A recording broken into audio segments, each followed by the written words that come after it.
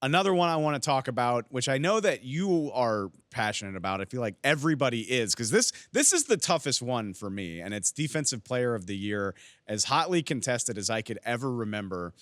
And what's interesting to me, our fans went with TJ Watt, which is by no means a bad decision. TJ Watt led the league in sacks. He had 19 of them.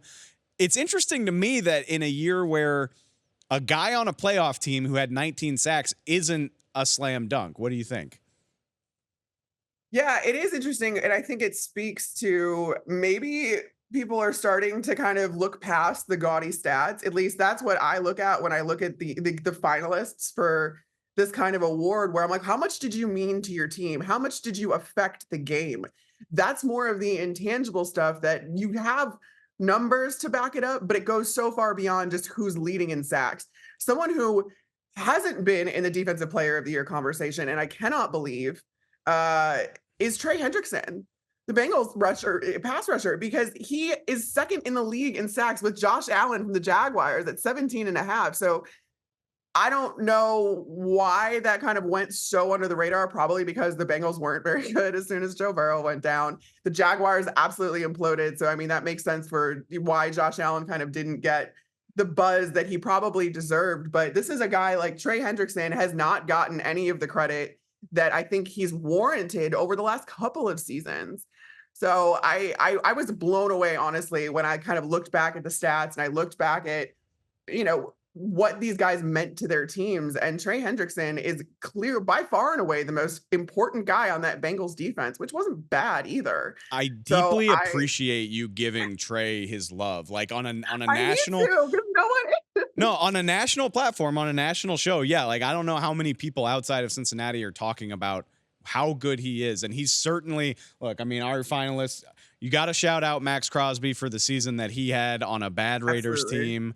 Micah Parsons, it felt like he kind of faded down the stretch, but surely one of the best pass rushers. But you're right, Trey Hendrickson is right here in this group. So shout out for you for mentioning that.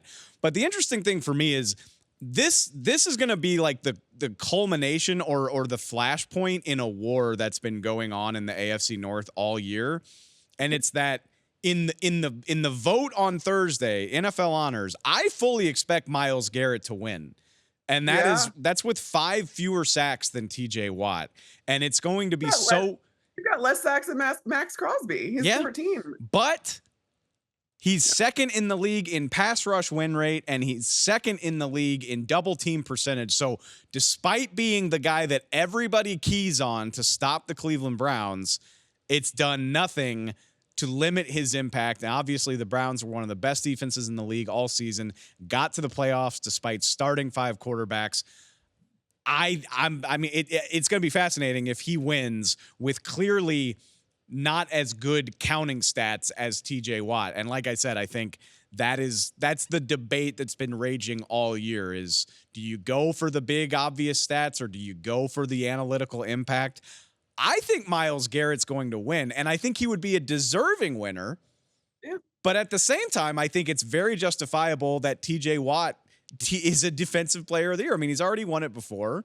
If he comes And away I with mean, it it's for not real like on Thursday, that's totally justified as well. not like Pittsburgh's offense was clicking, had the best quarterbacks situation.